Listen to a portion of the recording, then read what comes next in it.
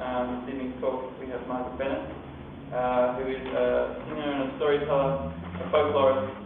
She lectures at the Academy of Music and Drama and is a specialist in traditional customs and was involved at the very beginning of the Beltane Fire Festival. So, Martyn Bennett.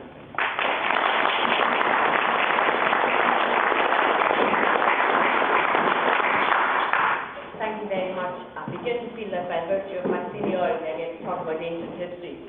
And that ancient history begins almost with my own childhood, but I can go back a bit further than that. Beltane, as part of the Celtic year, was very much, I see it sort of as others do, in a sort of cycle, almost like a coil of a spring. Year after year it comes round again. And the way it was marked throughout the Highlands and Islands, through my lifetime, was not so much as sad, because for a sad reason or so it had died out. But it had, of course, the strong connection with water. And that water was the morning, getting up early, maybe 4 o'clock or 5, whenever the sun arose, going out to wash in the May dew. The May dew.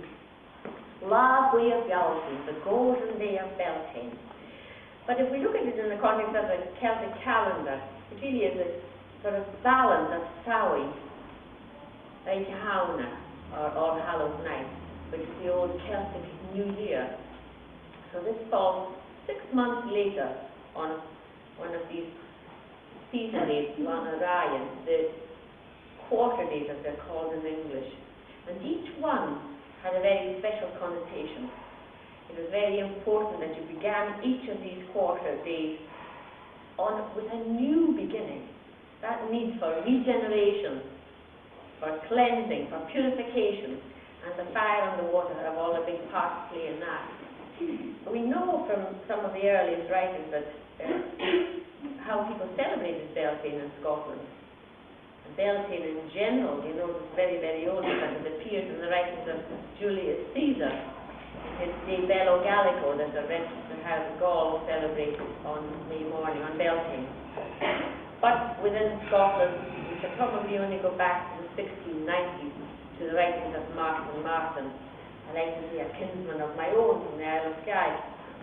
And when he travelled throughout the islands of Scotland, writing his descriptions of the Western Islands, circa 1695, he described in wonderful technicolor detail what they did, for example, on the Isle of Lewis, and they lit the Beltane fire.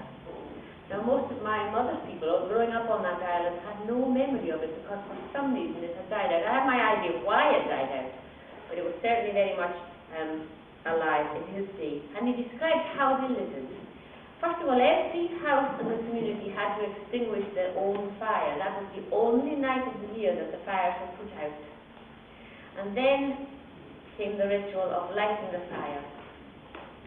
8 teams of 8 married men. That's 81. Is that right? 62. Oh, I can't add. Especially after the year. Or is it 9? No, it's 9 teams. 9 teams of 9. That gets it. Would, by friction and a sort of drill type affair, eventually ignite the fire. And then from that fire, the huge fire lit, and from that fire, all the houses in the community relit their fire.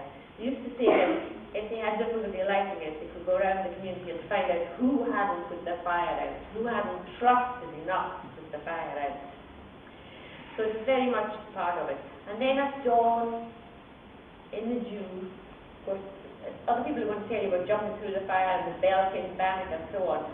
No, of course, throughout the centuries between then and now, and especially during the time when they were writing the old statistical accounts, during the John Sinclair statistical accounts, when all the ministers sent in their descriptions of their parishes, we know they made their Beltane fires, and they made their Beltane cakes, they had their Beltane Bennett, and they would blacken one piece, and one person got to choose that by accident, and so on. If somebody else wants to talk about that, no?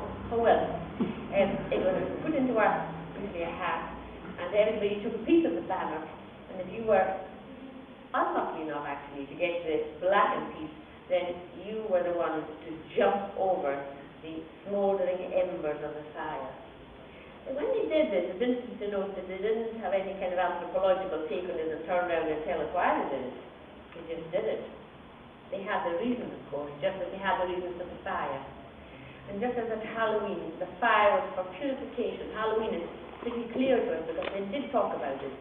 But often in Beltane, the fire had a sort of strong incense effect. You know that they celebrated also in the other Celtic parts, in Cornwall, for example, there are accounts of driving cattle between two fires so that they were purified by that process. And again, incense comes to mind. If you want to see a technical or very old Beltane festival, in fact, I think Cornwall has a long-standing tradition, and not just the music and the dance, but it's more the water and the Maydew and the Padstow horse, but that's another story. I could ramble all over this. It's such a huge subject. But one of the other sources for information of what they did in Beltane comes from the parish kirk records. Not that they wrote it down to do us a favour of telling us what they did. They actually wrote it down with a sort of righteous indignation, because usually somebody was punished for doing it. And you would get entries in the kirk session such as, the following people were called afore the kirk session of Turriff in 1649, and they were ordered to fill in the well. They were dancing and singing and lounging about a May morning and singing filthy songs. That means they were enjoying themselves. So they had to fill in the well. But the following year, the kirk session says, and it was miraculously dug out again, and they were ordered again to do the same. So tradition dies hard. People are not comfortable when their traditions are removed from them, and certainly they shouldn't be. But I think the ancient church had a much more understanding view that these are all post-Reformation. The pre-Reformation churches had a much better understanding, because they had the idea that if a custom is meaningful to people, you mustn't take it away from them. Allow them to gradually invest it with a new meaning if they wish. To welcome the sun, they welcome the light of the world, put it in whatever terms you will, but don't take away their custom. There is a need, a human need to celebrate, a human need to have days that are not just the ordinary humdrum days that we have the rest of the quarter or the year.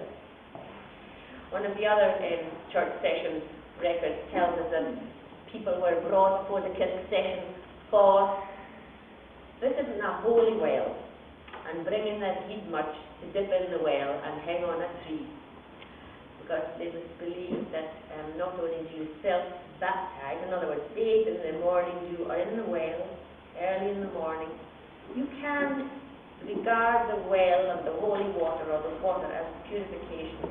So you take something to represent the worst thing that bothers you, whether it's a disease, a grudge, an ailment, a migraine, a backache, a jealous neighbour, a jealous heart, a bitterness, and you take this rag or a piece of torn from clothing and you dip that in the well, having given an offering to the well of perhaps a coin or even a nail. You take it out and in silent prayer, focusing on this particular the thing you want to get rid of, you take it then and you hang it a tie on a tree and leave it there. Our psychiatrists might be out of business if they applied the folk psychology of this. You might think, or some, not people here I don't think, but some people would say, what in the world is that? And think about it. Stress, backache, loses more hours of work than we know, and we won't talk about what bitterness does, or resentment. And the rule was that any time that jealousy or resentment bundled up in the mind, the person was to remind themselves, no, it is worth a rag, I've hung it on a tree and there it stays. It's there, I am rid of it. And it works. You just don't go there. It's outside of me now. So it is in its own way wonderfully healing. But the fire side of it, and I'm rushing through this as I say, the fire side of it was, again, as I mentioned already, to purify. We have accounts of a fire to the reign of Queen Victoria. She was a great fan of Beltane and of Samhain, Samhain. She encouraged people to celebrate. So we have wonderful, even diary accounts from her time, but accounts from her day, and that looked in the latter part of the 19th century, where fires were lit on every hill from Balmoral to Tullybelton and down into Edinburgh. So we did have fires until, if you like. But why would they disappear? I think that perhaps the First World War is the biggest reason. To light a fire for any reason that might advertise your city or your locality was just like saying, here we are in Target. It was the era when people were told, don't light 3 cigarettes on the one match or somebody might see you. Well, what hope have you for a Beltane fire? None. So, and then after the war, those years of war, and indeed the other war, when the heart falls out of the people, there is little to celebrate. Whole communities, where the boys, or say 6 sons of a family, had all joined the Scots Guards and not one came back, what have you got to celebrate? So that kind of reason was reason enough for people to say, well, we just won't celebrate that fire anymore. And by the time we reach the 20s, our time, it's all but a memory. A wonderful memory indeed for my point of view, because I was at the very first one. My own childhood celebration of Beltane was really bathing in the morning dew. Every single morning we did this. Everybody did that. They did it in the cities as well, as I discovered when I went to, as a student to Glasgow. On a May morning, the garden was full of girls in their night dresses, I think I told you the other day. It was quite lovely. But coming to Edinburgh in the 80s, yes, we still washed in the May dew, and there was no word of the fire until one Angus Farquhar, you put the pictures up now if you want. People still went to Arthur's Seat. They climbed Arthur's Seat in the morning. People of all generations, and if this comes up on the wall you'll see, but I'm sorry you won't hear, so I'll have to audio describe it. The filming was done about 4 or 5 years after Angus revived the Beltane fire. You'll know by the colour of Margaret's hair. Considerably darker than now. And what I'm saying is, here on Arthur's Seat, they're doing what we've done for hundreds and hundreds and hundreds of years, but it's not continuing on Castle Hill. For there, the Beltane fire has been lit, it's about to be lit. We have a revisitation of this hill of the last night in April. And in fact, only a few short years after beginning it, and Angus will tell you that I'm asking about it there, what I said was more or less, Angus, remember the time you came to the School of Scottish Studies where I was lecturing at the time, and you had this idea. Unfortunately, there were 2 of us there who said, Angus, we want to listen to this idea, this is a great idea. So we had an exchange of things. He said, well, what can you tell me, and what references can you point me to? And we chatted and yarned, and he said, but it's not going to be like that. I have other ideas, and he explained, and I'll let him tell you the rest. So we thought, this is going to be marvellous. And this awful fear that there's not enough people who support it. We invited all of our students, and there were 300 people, as I recall. Is that right, Angus? 300 on the hill that year, so it was well attended. And after the fire, people protested around the hill, sunrise, J-shout, and I took part in that procession with whoever was there. And there was wonderful music, and for the first time in my life I heard drums louder than bagpipes. I think Jamie was at one of those as well. I was going to tell Angus, I bet you don't know who was playing that night. I had some house guests, and my son was very much involved in music, although he was very young at the time, he was only 16.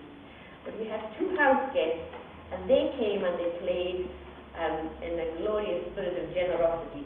And one of them was the blues harmonica player on Stevie Goodman's Good Morning America, that wonderful train song that has gone top of the charts. He was the harmonica player on that. And he said, and that red man came and rubbed himself all over me when I was playing my blues. That was great fun, and another day. Anybody who wanted joined in. It was a marvelous night. There has always been some criticism, and you can expect this again. What are all these young folk up to reviving this festival? Time up. Well, here's your answer, in case you're wondering. There have been many waves of Beltane festivals, each in its own generation with a different facet, but all saying we need to celebrate. And I dug a letter out of the newspaper from the early 1800s, so it's more than 150 years old, this letter. And here it is to the folk of Edinburgh. Edinburgh, April the 20th, 1826. My dear Sir, allow me without preface to acquaint you with a custom of gathering the May-dew here on the 1st of May. About 4 o'clock in the morning there is an unusual stir, a great opening of the area gates, and ringing of bells, and a gathering of folk of all clans, arrayed in all the colours of the rainbow, and a hurrying of gay throngs of both sexes through the King's Park to Arthur's Seat. In the course of half an hour the entire hill is a moving mass of all sorts and sizes. At the summit may be seen the company of bakers and other craftsmen dressed in kilts, dancing around the maypole. On the more level part next door is annually an itinerant vendor of whisky or mountain, not May-dew, your approach to whom is always indicated by a number of bodies carelessly lying across your path, not dead, but drunk. These proceedings commence with daybreak. The strong lights thrown upon the various groups by the rising sun give a singularly picturesque effect to a scene wherein the ever-varying and unceasing sounds of the bagpipes and tabors and fifes et hoc genus omne almost stun the ear. About 6 o'clock in the morning, the appearance of the gentry, toiling and peching up the ascent, become the signal for serving men and women to march the right about, for well they know that they must have the house clean and everything in order earlier than usual on a May morning. About 8 o'clock the fun is all over, and by 9 or 10, were it not for the drunkards who are staggering towards the Ged Tune, no one would know that anything particular had taken place. Such, my dear Sir, is the gathering of May-dew. I subjoin a sketch of a group of dancers, and I am, etc., P. Junior.